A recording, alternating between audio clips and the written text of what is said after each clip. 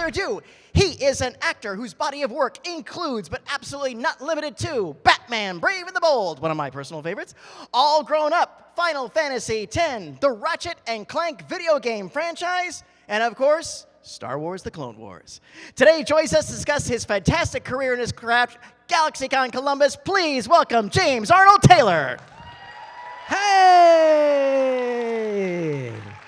Let's hear it for Patty! Oh, shucks.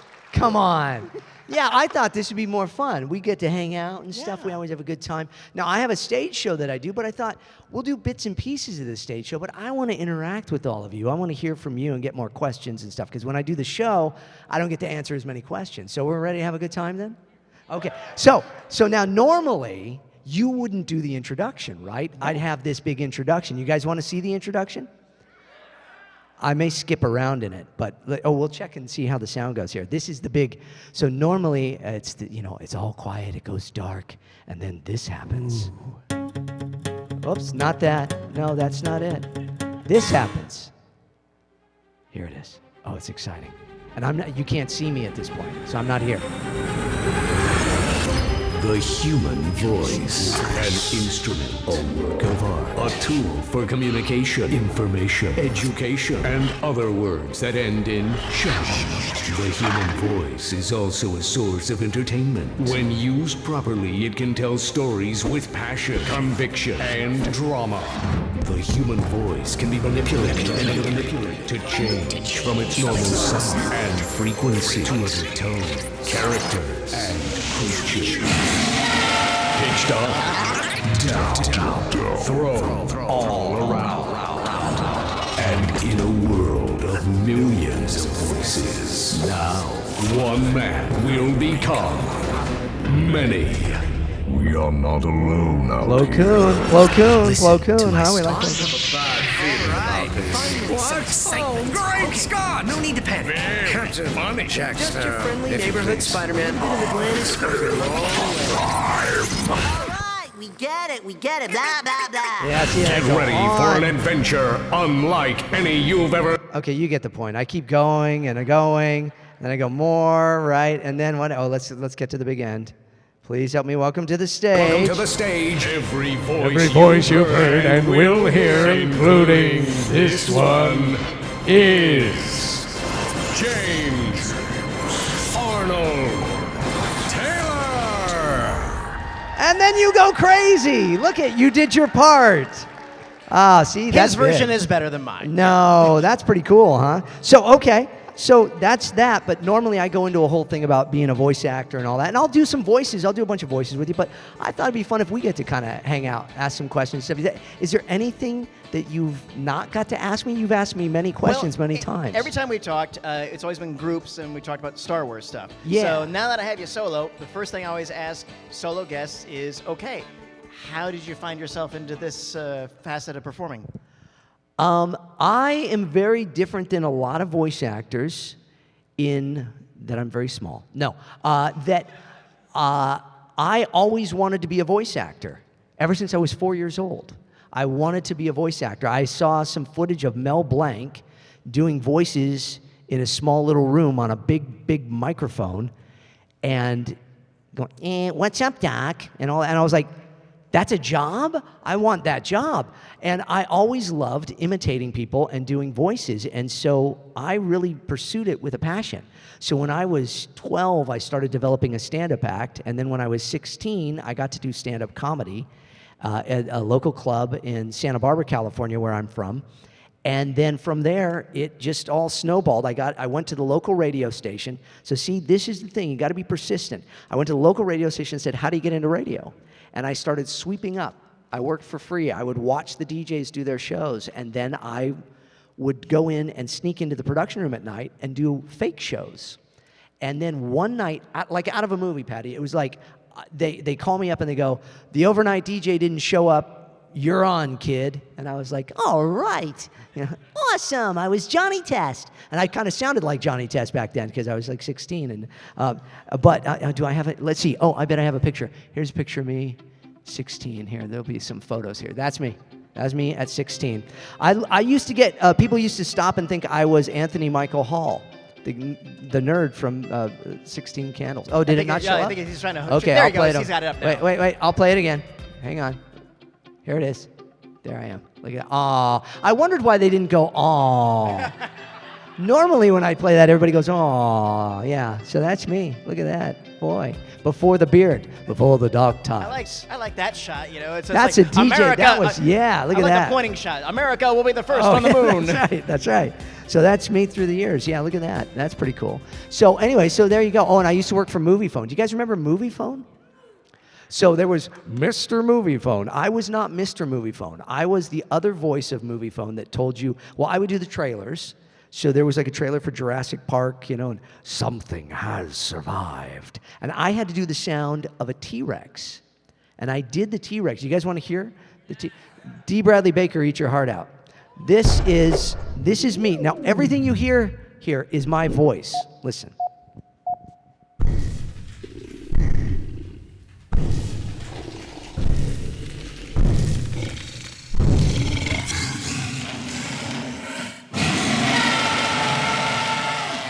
Something has survived. That was like the big Jurassic Park. So that was me. That's pretty cool, huh? Not bad.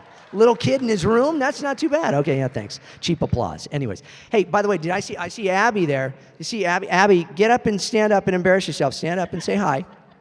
So Abby came up to my line. You all know I'm signing autographs, and I texted my friend D. Bradley Baker. He replied. Would you like to hear his reply? So she came in to the line, and she was very excited to get my signature. She was very excited to get Ashley and Matt's, but she really, really wants D. Bradley Baker's signature because, you know, come on, he's the clones. He's every clone. Pretty cool. So I said, well, let's text him. So I took a picture of Abby. There's Abby. Oh, yeah, that's where you go, aw. That's right, aw. And then I sent Dee a message, and I said, Dee, Matt, and Ashley and I are at a Comic-Con, and I've met Abby, who is a very big fan, even though she's not very big, she's tiny, see? And she's praying that someday she could meet the amazing D. Bradley Baker. Come to a con and see us. We love and miss you. So he says, would love to say hello to Abby and see you all again sometime in the new year. So, with that in mind, let's take a picture of all of you and me. Patty, you got to get in on this too. We'll be doing this at the end with our photographers as well. Okay, so I'm going to send this to Dee as well, okay? Oh, let's do a video. Let's send Dee a video, okay? So now when I say 1, 2, 3, we'll all say, hello there. All right? Ready? Okay. 1, 2, 3. Hello there, Dee. Are we all waiting for D. Bradley Baker to come to a con? Yes. Come to Ohio. We love you. We miss you, Dee. All right. Goodbye there. I'll send that to him. Should I do it right now? Okay. Here we go. Send. He's going to hate me. Stop texting me. Obi-Wan keeps texting me. I should. Yeah. I know. Well, okay. It's sent. It's sent. There you go. We'll see what happens. Maybe he'll respond during our time. Okay, sorry. Go ahead, Patty. All right, what else you got for me, man?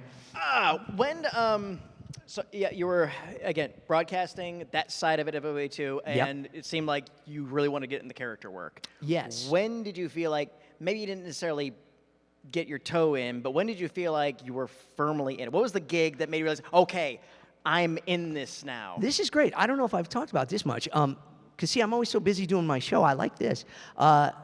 I did a video game. This was way back before video game. I'm a very old man, you see. Before the dog. I already did that joke. Okay. Anyway, see, I have the Obi-Wan beard now. It was a video game called Emmet. Now, do you know what Emmet meant? E-M-I-T. Now, reverse that, and what does it spell? Time. It was a backwards game. It was a Japanese game, and I was the main character, and the reason they hired me, because I was like 19, 20 years old, is I could do an old man that then gets younger and younger and younger, and then by the end, he's a little kid. See, he aged backwards. So they hired me because I could actually do all the voices of this person's life in the game. But still sound like that character. Yes. I mean, it's easy to say, yeah, you have a little kid voice, you have an old man voice, but when you realize, oh, that's got to be the same person, Yeah. that can gaff a lot of people. It can. Uh-oh. Uh-oh. Wait a second. D. Bradley Baker. Uh-oh. He sent an audio message. Oh, and a video message. Let's see. Hang on. Let me make sure my volume's up. All the way. Hey, James. Hi, Ohio. Man of 1,000 voices. Hey, James. Hi, Ohio. Let's see. Wait, there is a message, too. Does it raise to talk? Oh, don't you hate this? Come on. Just play. iPhone. Come on. Play. Play. Oh, it's just like nothing. See, he's an old guy like me. I don't know how the phone works. Let me make a message for my friend. Okay, I'll just like his thing then. Heart. Should I send a heart? I can't get the AOL to work on the phone. I sent him a heart. Okay, all right. Well, that's our little thing. There's D. Bradley Baker. He made it. Okay, sorry. So yeah, just a lot of fun. And then I did a game called Distrega, which is interesting about Distrega. Do you know Distrega? Yeah. So the cool thing about this game is I played this character named Team, T-I-E-M-E. Spell that backwards, I don't know what you get, but that's not the point. And he was a blonde character with a big sword. Does that sound like any other character that I may have played ever? Anybody? Let's see. I bet you I can find, do I have him in here somewhere? This guy? That guy there. So, Final Fantasy X. Let's talk about Tidus for a second. Hello. Hi. Hey, do you know how people say your name? I don't know. How? Well, see, now most people say Tidus, right? Yeah? Huh? Yeah. But it's actually pronounced Tidus. Huh? Yeah, but because in the game, nobody ever said his name until Final Fantasy X-2, you see. What? Yeah. So, anyways, it's actually, people say Tidus, but it's actually Tidus. But people do say Tidus because they never heard it say Tidus because they never actually said it in the game. You understand what I mean, right? I don't get it. Okay, look. I always say you can call him Tidus, you can call him Tidus, just don't call him late for dinner. Huh?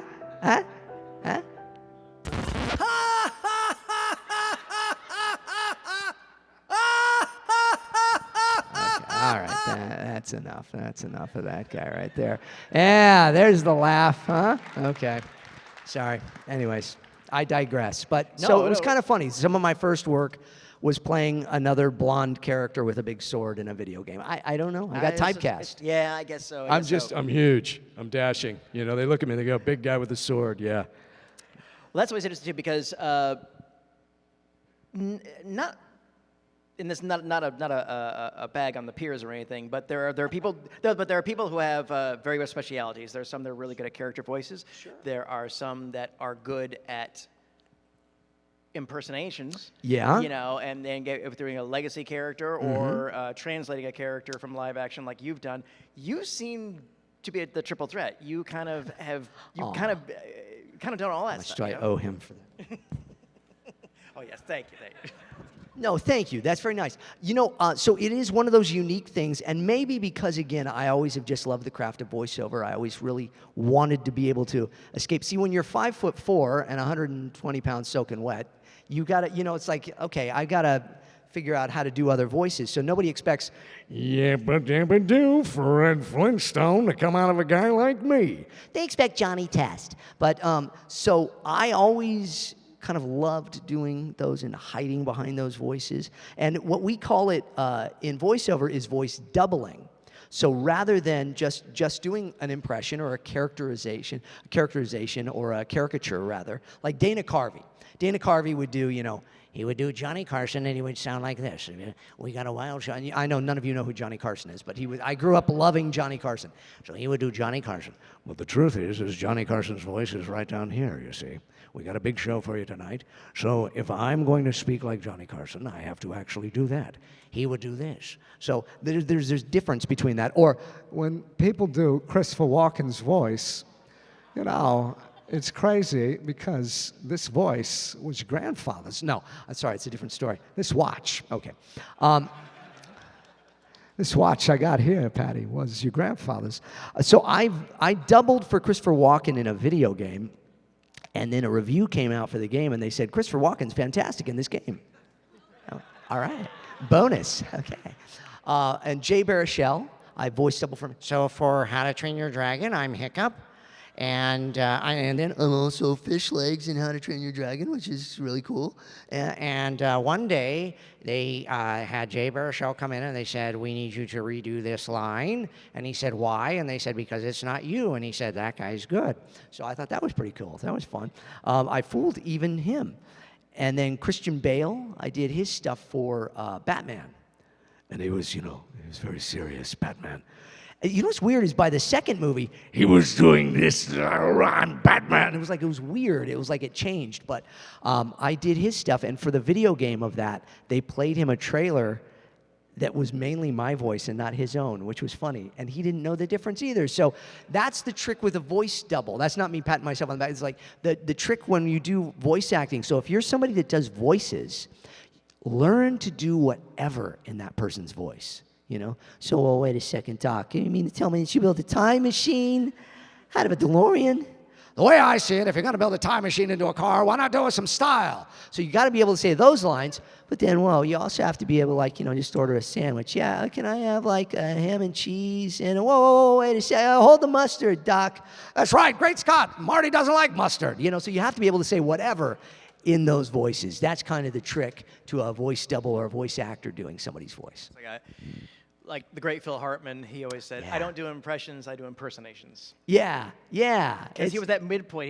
Yeah, not the Dana Carvey thing, but he would. Phil Hartman. Yeah, he was so great. Y'all know Phil Hartman? Oh, man. If you don't know who Phil Hartman is, go on YouTube and look up some of his stuff. He was a brilliant, brilliant comedian and on Saturday Night Live and stuff. And one of my heroes growing up doing that stuff. So, yeah, I just love doing voices. Was there ever a role that came up that you may be a little intimidated by about, well, I can wrap my head, or you're like, I'm afraid I'll do the caricature. I'm not sure if I can cross the line. That's a great question. Yeah, so here's the trick. The ones people always say, what are the most difficult voices for you to do? Like the ones that are really far from your voice, like Gilbert Godfrey. Oh, sure. I like to do Gilbert when I go into a library. Do you have this book? What? You do that. People think that's got to be really hard. That's so far from my voice, it's not that hard. The ones that are tricky are the ones like David Spade. Because David Spade, no touchy. I've been Cusco, yes. All that for many years. That one's tricky because it's so close to my voice. Ron Howard. I was Ron Howard in Arrested Development. He used to narrate the show.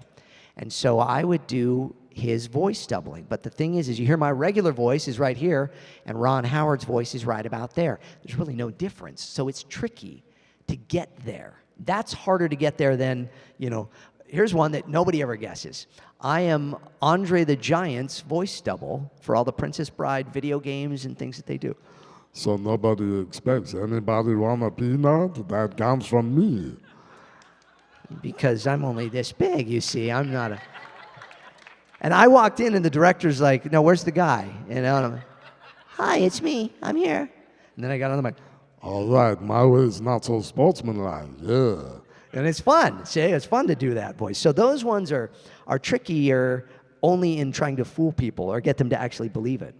I've been the voice of Fox animation for the last 20 years. Animation domination, The Simpsons, coming up next on Fox. Family Guy, Bob's Burgers. See all those promos? You guys know that voice? That's me. That's little old Obi-Wan. And one time I walked in, they wanted to hire me to do a thing. They said, we want the Fox guy, the big Fox voice. And I walked in and they went, no, we want the Fox guy. And I'm like, no, seriously, that's me. So I had to, same with Fred Flintstone. I had to convince the director that I could do the voice, and it was... So don't let anybody judge you by how you look, but by how you sound when you're a voice actor. That's the key. And two more questions, and then I'll jump in the audience and take some audience questions. Was there ever a voice that that you just felt like, oh, I'll try, but I'm not sure if I can get there? Yeah, Tobey Maguire. So when all the Spider-Man movies were being made, back when Tobey was Spider-Man, I almost went into Christopher Walken. Back when Toby was Spider-Man, Spider-Man. Christopher Walken should have been a villain in a Spider-Man. Wouldn't he make a great villain in a Spider? He'd be the Sandman. Well, I make sand. Ooh. No. Sorry, I'm off on a tangent. Tobey Maguire's voice is tricky, and I always had trouble getting there. I did some of his doubling for the movies, and that one was like, sometimes I'd get it, and sometimes I don't feel it. Same with Tom Cruise. And I have a friend of mine, Jason Sorrell. You know Jason? Yes. Yeah, you know Jason. And he always goes, you sound just like Tom Cruise. Like, I sound nothing like Tom Cruise. But every once in a while, I can turn into Tom Cruise. So I have to hear him in my head. But anyways, so those ones are tricky. Yeah. Anyway. Absolutely. All right. And this is the inevitable question of all voice actors. Okay. So let's get it out of the way. Briefly, in your own words, what advice do you give to someone who wishes to pursue voice acting? Oh. Or as I sometimes say, so how can I take work away from you, sir? No. See, here's the wonderful thing. I always feel like there's plenty of work for everybody because there's so much wonderful stuff that's, out there. But this is where I go back to my friend D. Bradley Baker. Because D. Bradley Baker, do y'all know he has a website called iwannabeavoiceactor.com? See, I see some heads shaking there. And he has a wonderful resource in that website. It's all free information because you got to ask this question so often. And then my friends Yuri Lowenthal and Tara Platt, their husband and wife. Yuri is Spider-Man currently. I've been Spider-Man before. It's kind of part of the Hollywood way. Have you played Spider-Man yet? Oh, okay, get him a bowl. But anyway, but Yuri is the president Spider-Man, and he's fantastic. He wrote a book called Voiceover Voice Actor. Voiceover Voice Actor. You can go to voiceovervoiceactor.com and find out. But wait, there's more. You can go to my YouTube channel, and here's what I want to start doing something here. Does anybody subscribe to my YouTube channel? Okay, I got a couple hands. Can you all do me a favor? Go to YouTube and subscribe to my channel, because here's what I found out. In the last 6 months, I've had 0 new subscribers. However, I know that people have subscribed. Something nefarious is going on at YouTube, yes. And then I have friends who have been unsubscribed from my channel lately. I don't know what's going on. But here's my theory. I'm really, really close to 100,000, and I just don't think they have enough of those plaques to give away. And they're like, we don't want to give them a plaque. So anyway, so please subscribe to the channel, James Arnold Taylor. If you go to that channel, I literally have hundreds of videos, and many of them are called In the Booth, and it's me in my booth doing voiceover, because I feel just like when I was that little kid at the radio station, I watched the DJs. That's how I learned everything. I watched them. I feel the best way to learn something is to watch and study and see people that are doing it presently. So I try to give you that fly-on-the-wall experience in my booth on my videos. So I hope you would all go and check those out if you're interested in voiceover. But let's take some questions. What do you think? Absolutely. Let's do it. Come on. All right, folks. I'm not coming out here. Let's do a line over on this side. I just have our 3 house rules, but our questions, I'll be repeating this, all this thing. 1 is exactly the amount of questions you get. You can go back to the end of the line and do it again. Otherwise, I have 4 questions and 17 parts. You get some of the way, too. 2, feel free to ask a question. Please do not make a request. Please don't ask, can I get a hug? Please don't ask him to recite the Gettysburg Address as Obi-Wan Kenobi or whatever. Oh, okay. And all I was that about stuff to do.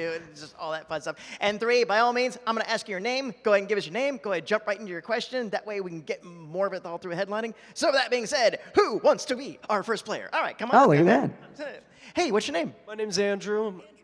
I remember Andrew. Hello there. Hello there. Never gets old, does it? No, it really doesn't. I was wondering if you had a favorite scene in Clone Wars, like that you did voice acting for? Oh, my goodness. There's so many wonderful scenes. We're going to talk more about them tonight, too. Is anybody coming? I know a couple of you coming tonight to Ashley and Matt and I. We're going to have a flashback Friday of Clone Wars, and I got some surprises on the computer, too. But I love the Duchess Satine episodes, Andrew. Did we talk a bit? We talked a little bit about that at the table. Yeah, the Mandalorian arc I really love, but I also love the ones, spoiler alert, I hope everybody's seen Clone Wars. some of the ones with Darth Maul and the Duchess Satine. They're really sad to me, but they're my favorite in that it's my friends doing some really wonderful acting, and I just love being in the room with them when we did that stuff. It was great. Anna Graves plays the Duchess Satine. If you don't know Anna, follow her and look at her. She's amazing. And so that I loved. I also loved some of the ones that we'll probably talk about tonight, the Mortis arc. I really love the Mortis stuff. Because it was just very different. And they always, we joked, Matt and Ashley would give me a bad time because Obi-Wan never knew where he was in that episode. Where are we? What are we doing? Anakin? Ahsoka, where's Ahsoka? You know, it was just, he was kind of like, yes. But, so I loved those. Those are some of my favorites, but all of it is just wonderful. I really loved getting to do this stuff in season 7 too. It was what a treat with my friends, so. I love being anywhere where Matt and Ashley are. They're two of the dearest people in the world to me, so yeah. But thank you, Andrew. Great question. Thanks for starting us off with that. Who's got another? Oh, I'm not doing it Donahue style. Come on over. We'll do a line and all that. So go ahead and get in line. If you're old enough to know that reference, okay. You know. And I bet you we can get through everybody. I'll talk fast. I'll just speed it up. I'll just go really fast. I'll just do like this every time. What's your name? My name's David, and in the realm of voice acting and IMDb credits, there are thousands of additional voices or additional credits that you have that aren't specified. Do you have a specific character that is listed under additional voices or character that you want people to know that is you, but no one would know unless you said so? That's a great question, yeah, it is. David. And by the way, thank you. He gave me a videotape that he made of Clone Wars. How cool is that? And wait. You say videotape. You mean a videotape. Hang on. I'll get it. I got it right here. Hang on. Don't go anywhere, everybody. If I come back out and you're all gone, that'd be really embarrassing. Let's go. Okay. No. Look at this. Look what David made. Wow. How cool is that? Isn't that neat? Look at that. And it's an actual videotape with the Clone Wars on it. Now, see, for somebody my age, this is magical. And it's the rental clamshell. Yeah. I did a movie called The Last Blockbuster. Anybody see that? I'm the first person in that. I love that, and because I loved video rental places. They're so cool. So, thank you. But to your question. So yeah, there's a lot of times it says uncredited. Let you in on a little secret. We were talking about the voice doubling. So a lot of times when you look on my IMDb credits and it says uncredited or you know that, it's because I probably did one of the celebrities' voices in the movie, and they don't want you to know that. Shh. So if I'm doing Johnny Depp, say it's Captain Jack Sparrow, and say, "Why is the rum gone?" You know, you might not know that it wasn't Captain Jack Sparrow. They said it was actually James Arnold Taylor as Captain Jack Sparrow saying the line. Or Willy Wonka. I do a lot of doubling for Johnny Depp in that. I think I did John Travolta. Sandy. And as I say, Christopher Walken and a bunch of those. But there's a lot of them that are that. I did a bunch of voices in these movies. I don't know if you guys heard of these Star Wars.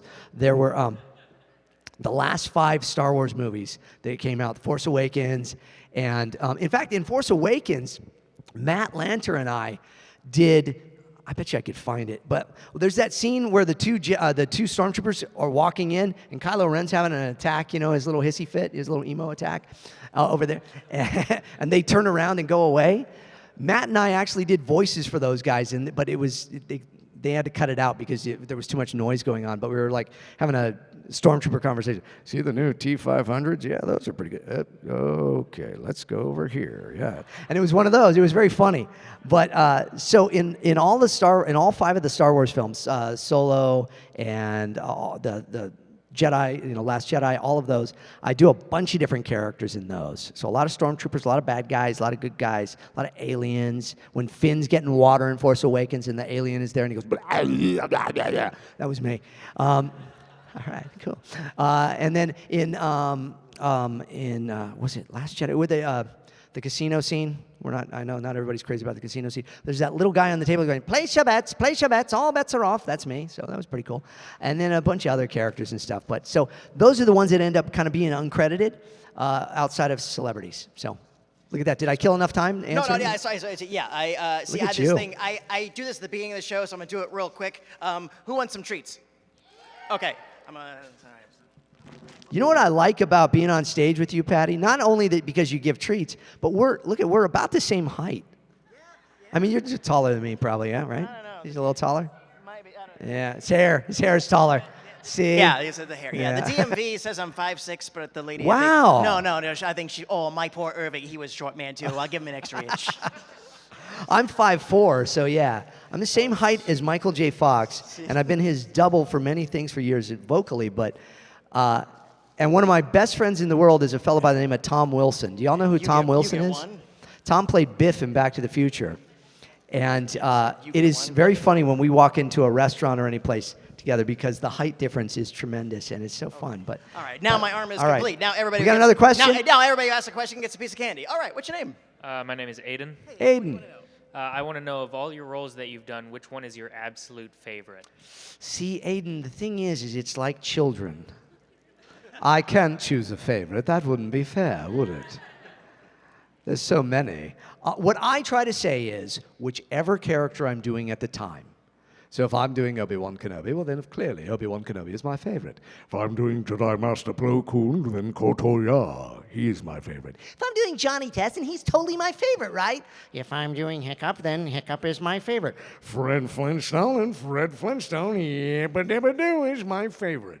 Or Dark Vegan or whoever. So whoever I'm doing at the time, that's my favorite. Is that fair? Is that all right? Fair. Okay. All right. Have some candy. Thanks. All right. Yeah. You get a green one. Okay. Hi, what's your name? Maddie. Hey, Maddie, what do you want to know? Sorry, my brain. It's okay. That's cool. Hello there. What of all the lines that you've ever delivered or anything? Yeah. What was the hardest? Ooh, good one. That's a good question, Maddie. Well, I can say this. There was an episode of Clone Wars, I believe with Darth Maul, where Obi-Wan had to say, "You lie." And I thought it was weird. I thought that was a weird way to say, I thought that sounded like going, I'm like, so I said to Dave Filoni, it was like one of the times that Dave and I kind of got into it, because usually I'd say, I think Obi-Wan would say, and you go, yeah, James, say however Obi-Wan would say it, it's fine. That's my Dave Filoni impression. See, Dave doesn't realize he's getting it back now, because for years we would go in there, and he would go, so I was on the phone with George Lucas. Yeah, we know. And George is like, yeah, it's okay, Dave. And he'd start doing his George Lucas impression. And he'd be like, doing George Lucas, okay. So now I do my Dave Filoni impression to make fun of Dave because he did it. So anyways, okay, sorry. Anyways, and I said, that line is weird. And he said, just read it. He finally just just read it. So I went, you lie. And I thought it sounded funky. So if you see that episode and you think about that now, think about that I was sitting there going, you lie. You lie. So the way it works is you say A, B, and a C take. Three different versions. And so you say it 3 different ways. And with Clone Wars, we didn't get the scripts until we got into the room. So usually, whatever you're hearing me say as Obi-Wan Kenobi was either the first, the second, or the third time I said that line. And they choose whichever one they like. But in that case, I lied. No, you lie. So that one was the weirdest one. But as far as other lines, sometimes when you have to match exactly, there's an attraction at Universal Studios that they used a bunch of different voices or movie lines. It's Bumblebee, right? The Bumblebee, Yeah.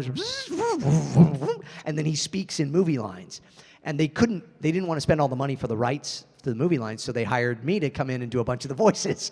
So I did Michael J. Fox. I did Richard Dreyfuss. Don't tell him. This was not a boating accident. I can't remember. It was something like that. It was one of his Jaws lines I said,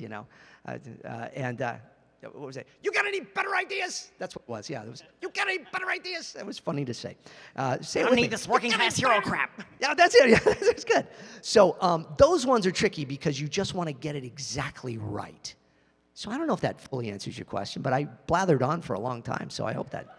There you go. That's good. Hey, thank you, It's man. worth a piece of Great candy. question. All right, excellent. People are getting in line just to get candy now. Hey, I like that. That's Good shirt. I have What's a your bad name? feeling about Marcus, it. Marcus. what's your favorite Obi-Wan hairstyle from the movies or the?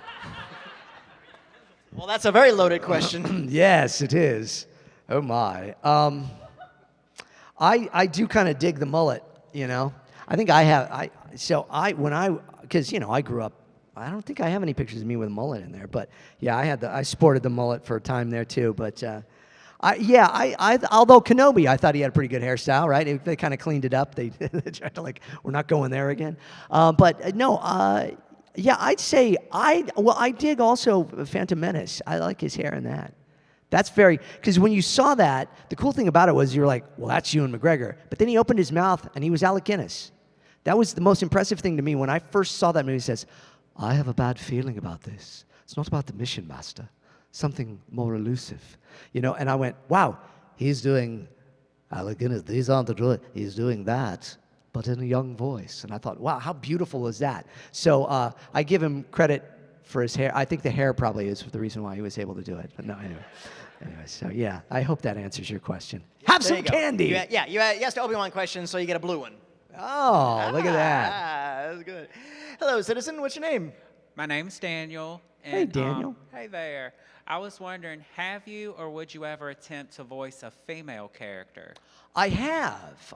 So I have a podcast. Anybody know my podcast? Yeah, David knows it. I have a couple people. I have a podcast called Talking to Myself. And in that show, all the voices are me. And so it's the engineer of the show is me, and it's a character named Hank. And Hank, he's like this. Oh, let me test the microphone. Hello, testing. All right, stop. And then there's Billy, the intern. And Billy, the intern, he's just a young kid, and he's just very happy to please. I got you some coffee, Mr. James. I don't drink coffee. I know, but I got it for you anyways. Okay, thank you. So we go back and forth. And then there's a character that calls the show, and she is my biggest fan. And her name is Guinevere. And Guinevere is like, shut up. Oh my gosh. I am a big James Arnold Taylor fan. Oh my gosh. Is this James Arnold Taylor? Yes. Ah! And then she screams. And she goes, shut up. So I do Guinevere, and that was based off of a character I used to do on the radio when I would produce a morning show thing, and I fooled. So the DJ would say, just call in as somebody, because they do these fake phone calls, and I would call and request something, and I wanted to fool him, so I did this girl's voice, and I was like, am I on the radio? Oh my gosh, and she dropped the phone, and running around the room, she was so excited she was on the radio, she forgot, so she went away. And later that day, I go home, and my mom says, did you hear that poor girl on the radio today? So I was like, bonus, all right, I fooled her. So, so that, and then there's Ewan McGregor connection. The Christopher Robin movie, there's spoiler alert, but it's early on in the movie, there's like a funeral, right? And Christopher Robin is a little boy, and there's an older woman that puts her hand on his shoulder and says a little line. I can't remember the line, but it's an old voice, and it's that, and it's me. And then there was a movie called Pieces of April that was, what's her name? Tom Cruise's old ex there, Katie Holmes, yeah. And it's a funny Thanksgiving movie. And I did the voice of the old woman that lived upstairs. And she talked like this. It was kind of a voice like that. So yeah, I've done actually quite a few female voices, for what it's worth. There you go. Thank you much. And and of course, most boys' voices in cartoons are done by girls. So there you go. So we switch around. All right, tell you what. Let's go to our lightning round. Okay. We've got about 5 minutes left. So Oh, no. We'll get through this whole line in 4 minutes and give us 1 minute to do the stage selfie with the whole audience. You ready? All right, let's do it. All right, you ready for this? Okay, what's your name? Hi, my name is Laura. Hi. If you could have any superpower, what would it be and why? Ooh, gosh. Probably flying, right? Yeah. Oh, yeah? Okay, good. I'm tall. Okay, There you go. All right, flying. Yeah, Good. I think flying. Flying's cool. Right? I mean, come on. It's cool. Or The Flash. I am a big Flash fan. So There you yeah. go. What's your question? I I actually knew you from Ratchet and Clank before I knew you were in Clone Wars, so I must ask, what was your favorite game of the Ratchet and Clank series to Man, voice? okay, so for 19 years, I've been Ratchet, and I've voiced many different games, 18 different games, and I think my favorite, the Crack in Time, I really love Crack in Time, and Going Commando, too. So, yeah, it's hard to pick a favorite. Hey, Team Rocket, what's your question? Has there ever been a character that you had to do the voice for that, like, really annoyed you? Like, I try to do characters that I like. I try to like all of them. But, see, I'm doing a little David Spade there. Sometimes some of his voices were a little annoying, but no, some of his characters were annoying. No, I don't think so. I think I love all my characters. I love them all. I'm blessed to do what I do. Yeah, I hope that answers it. What's your question?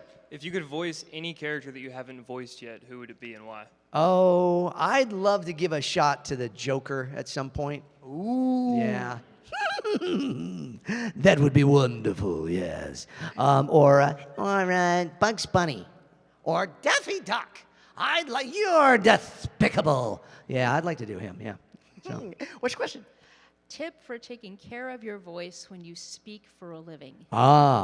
So many, many years ago, I lost my voice to black toxic mold that we discovered in our house when we were adopting our daughter from China. And we bought this new house, and we thought it was going to be great. And I got black toxic mold poisoning. It was terrible. I lost my voice. So ever since then, I have been on a very strict regimen, diet, and the way I eat and drink and live. And so I take care of my voice by, one, eating right.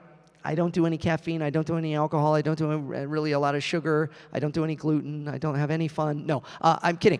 But I eat a lot of whole foods and vegetables and stuff like that. I don't drink any coffee. I don't drink cold beverages. I drink warm beverages. And then I do vocal warm-ups every day, about 15 minutes. The vocal cords are muscles. So you want to strengthen them just like that. So I do these funny faces, and I do big voices, and like that. And I just really try to take care of it. But breathe deep through the nose, out of the mouth, in for 4 seconds, hold for 7 seconds, out for 8 seconds. I do that. Sit down, do that. Don't do it while you're sitting down. Make sure the first time you're going to get dizzy. I spend a lot of time breathing because this is also a great humidifier. So, yeah. I talk a lot about it on my channel, too. So, but, yeah. And hydrate the night before. Hydrate. You can't do it in the morning if you're on the way to something. Do it the night before. That's right. Hydration is your salvation. And don't eat candy. Oh, here's a piece of candy. Okay, sorry. All right, last question. What's your name? My name is Ruby, but this is actually a question from my partner Jane, who could not be here. She lives in California. Aww. So she wanted to ask, is Star Wars something that was maybe like a part of your childhood you grew up with and like wanted to be in, or did it just like happen one day like, oh, I'm in Star Wars? Yeah, it's both. I was 7 years old when Star Wars came out. I saw it in a drive-in movie theater in San Jose, California, and it changed my life like it changed millions of other people's lives. But I never in my wildest dreams thought that one day I would actually be, old Obi-Wan Kenobi. So it is an amazing part of the world that we get to live in. And I'm very, very, very, very blessed and grateful that I get to be a part of it. But never could have imagined that I would be a part of it. And I was thrilled when I got the job as Obi-Wan Kenobi 20 years ago in a studio far, far away. Yeah. Thank you, Ruby. Thank you, Jane. Was it Jane? Yes. Hi, James. I'm Patty. I wanted to know what kind of upcoming projects you may have in the pipeline that you're allowed to share with us. Thanks, Patty. Well, let's see. What do I have? I don't know. There's a new show by my friend Butch Hartman called The Garden, and that is going to be on PureFlix and a couple others. It's a faith-based kids show, and I am playing a little character in that. And I'm doing another faith-based one that's actually by my buddy Mike Naraki that made VeggieTales, and it's called The Dead Sea Squirrels. And I play the bad guy in it, and Reuben. And then they all make the joke all the time, like the sandwich. He goes, not like the sandwich, But so those are both coming out very soon. There's other things. Plus, the reason I have this beard is I'm making a movie right now. And so I'm actually going to be on camera. And it's a movie that I wrote, and I'm directing, and I'm shooting. And it's called Hidden Blessings. And we hope to have it out next year very soon. So also go to JamesArnoldTaylor.com for everything else. And I really appreciate all you coming to see me.